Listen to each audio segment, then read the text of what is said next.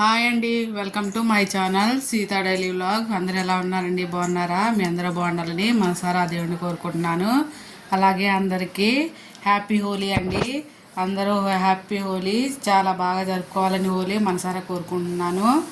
ఈరోజు నేను సర్వపిండి చేస్తున్నాను, తెలంగాణ స్పెషల్.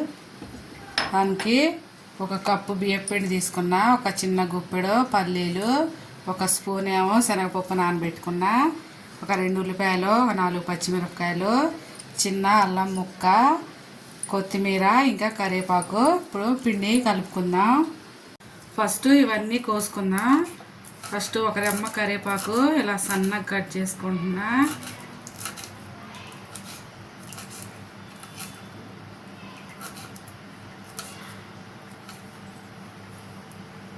కొత్తిమీర కోసుకుందాం.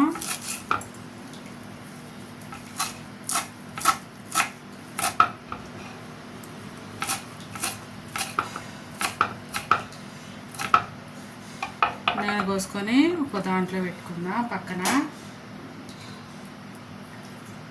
ఇప్పుడు ఉల్లిపాయ కట్ చేసుకుందాం.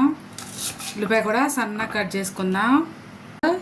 కట్ చేశాను. ఇప్పుడు దీన్ని ఒక దాంట్లో వేసుకుందాం. ఇప్పుడు ఒక స్పూన్ పల్లీలు ఇందులో వేసుకొని కచ్చా పచ్చాగా దంపుకుందాం. అలాగైనా వేసుకోవచ్చు, కొంచెం కచ్చా పచ్చా దంచుకుంటే బాగుంటుంది.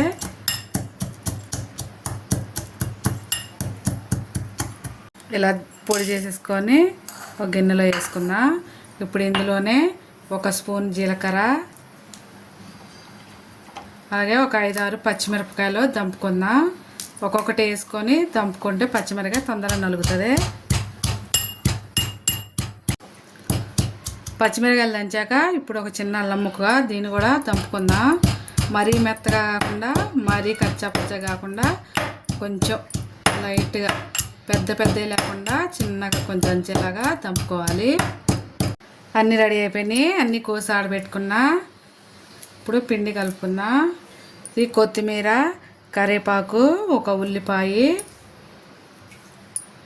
ఇది ఒక కప్పు పిండి, బియ్యపు పిండి, ఏమో పచ్చిశనగపప్పు ఒక స్పూన్ నానబెట్టుకుంటే బాగుంటుందండి. కొంతమంది అలాగే వేస్తారు, అట్లా కూడా వేసుకోవచ్చు. అలాగే పల్లీలు ఒక స్పూను ఇలా కచ్చాపచ్చాగా దంపుకొని వేసుకుంటున్నా. అలాగే ఇప్పుడు మనం దంచి పెట్టుకున్న పచ్చిమిరపకాయ, అల్లం, జీలకర్ర, కారం కూడా వేస్తారు. కొంతమంది కారమే ఎక్కువ వేస్తారు, ఇట్లా కూడా వేయచ్చు. కారం వేసినా కానీ 2 పచ్చిమిరకాయలు కోసేస్తారు. మీ ఇష్టం, కారమైనా వేసుకోండి, ఇలా పచ్చిమిరకాయలైనా దంపు వేసుకోండి. ఇప్పుడు ఇందులో ఒక 1/2 స్పూను పసుపు వేస్తున్నా.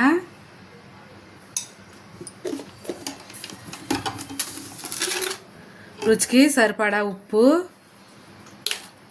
ఒక 1/2 స్పూను జీలకర్ర, అన్నీ మిక్స్ చేసుకుందాం. ఇవన్నీ పిండిలో మిక్స్ అయ్యేలా మిక్స్ చేసుకొని అప్పుడు నీళ్లు పోసుకొని కలుపుకోవాలి. కలిసిపోయింది. ఇప్పుడు నీళ్ళు పోసుకొని మన చపాతీ పిండిలాగా కలుపుకోవాలి. అంటే అంత మరీ గట్టిగా కాకుండా మరీ లూజ్గా కాకుండా కలుపుకోండి. ఎక్కువ నీళ్ళు అయితే కొంచెం ఉడకటానికి లేట్ అవుతుంది. ఇప్పుడు ముద్దలాగా కలుపుకుందాం. దీన్ని ఇలా కలుపుకొని ఉండలాగా పక్కన పెట్టుకొని ఇప్పుడు ఇది వేసుకోవటానికి దోశ ప్యాన్ తెచ్చుకుంటా. స్టిక్ ప్యాన్లో అయితేనే వస్తుందండి, లేకపోతే ఇటు కాల్చేది ఉంటుందంట, నాకు దగ్గర లేదు. అందుకే నేను చపాతీ కాల్చే దాని మీద చేస్తున్నా. ఇప్పుడు దాని మీద ఒక స్పూన్ నూనె వేసుకొని దీన్నంతా స్ప్రెడ్ చేసుకోవాలి. నూనె చేసుకొని ఆ తర్వాత ఒక ముద్ద తీసుకొని దీని మీద ఇలా ఒత్తుకోవాలి. మరీ పలచగా కాకుండా అలాగే మరీ మందంగా కాకుండా ఒత్తుకొని మీడియంగా నొక్కుకోండి. ఇలా పక్కనున్న నూనె అద్దుకుంటా ఇలా నొక్కుకోండి. దీని మీద వేసిన నూనెతో ఇలా అద్దుకుంటా ఇలా నొక్కోండి. ఇప్పుడు దీన్ని ఇలా హోల్స్ పెడదాం, తొందరగా ఉడుకుతుంది.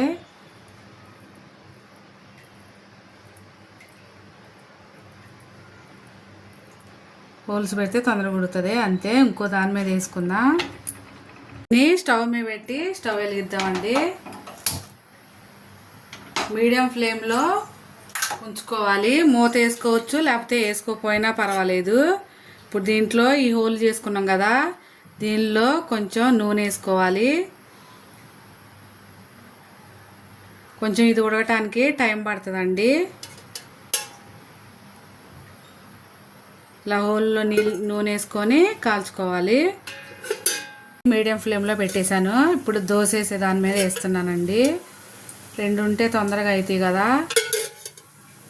దోశ వేసే దాని మీద, నాన్ స్టిక్ దాని మీద అయితేనే వస్తుందండి, లేకపోతే రావట్లేదు. అందుకే దోశ దాని మీద వేస్తున్నా. దీనికి కూడా అంతే, సేమ్ ముద్ద తీసుకొని నన్ను అలా చేసుకోవటమే. అలా చేసుకొని ఇప్పుడు హోల్స్లో నూనె వేసుకుందాం.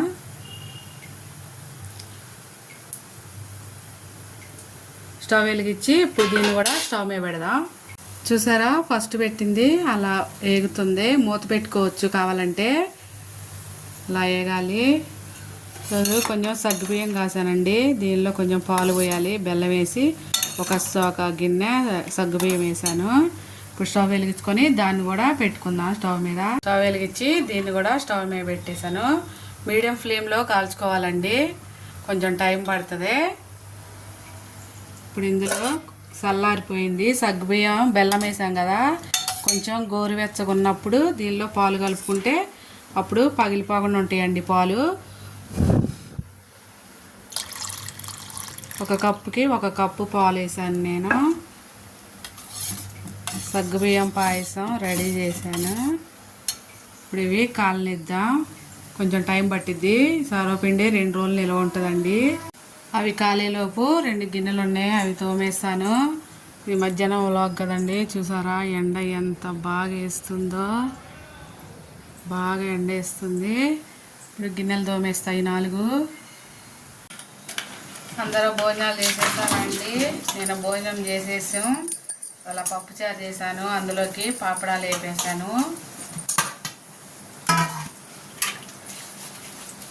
గిన్నెలు కొన్నే ఉన్నాయి, ఇవి మధ్యాహ్నం తిన్న తర్వాత గిన్నెలు. ఇవి కొంచెం తోమేస్తే పని అయిపోతుంది.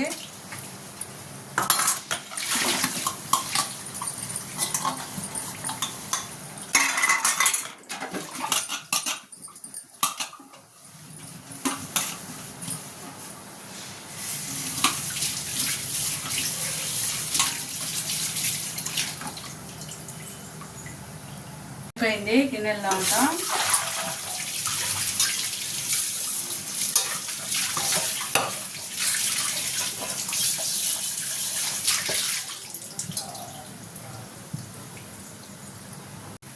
గిన్నెలన్నీ తోమేశాను.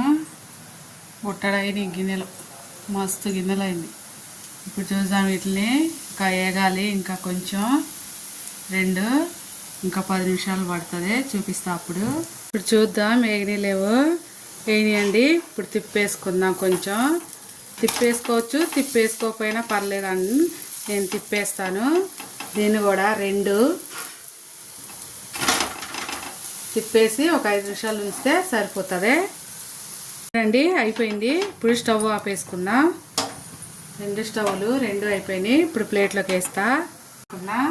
అంతేనండి, తెలంగాణ స్పెషల్ సర్వపిండి రెడీ అయిపోయింది. ఇవి చాలా బాగుంటాయండి. చాయ్లో తిన్నా నేను, చాయ్లోకి చాలా బాగున్నాయి. అంతే, రెడీ సర్వపిండి. ఇవాళకి వీడియో ఇంతే అండి. నా వీడియో కనుక నచ్చితే ప్లీజ్ ఒక లైక్ కొట్టండి. నా ఛానల్ని సబ్స్క్రైబ్ చేసుకోండి ఫ్రెండ్స్. ఉంటా, బాయ్. ఇది సగ్గుబియ్యం పాయసం చేశా కదా, ఇది సగ్గుబియ్యం పాయసం.